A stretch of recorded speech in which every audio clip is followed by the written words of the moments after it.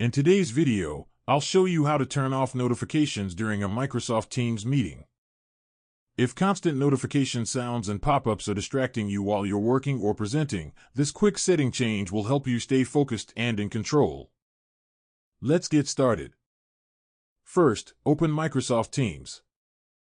Once you're in a meeting, look to the top right corner of the screen near your profile picture. You'll see three dots, which open the main settings menu. Click on the three dots to display more options. From the menu, select Settings. This is where you can customize how Microsoft Teams behaves on your device.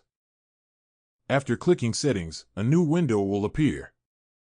On the left side of this window, you'll see several categories. Find and click on Notifications and Activity.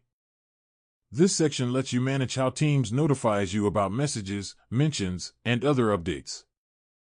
Scroll through the notification options until you find Mute All Notifications.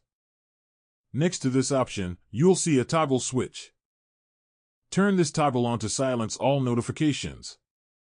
Once enabled, Microsoft Teams will stop showing notification banners, pop-ups, and sounds, allowing you to work or attend meetings without interruptions.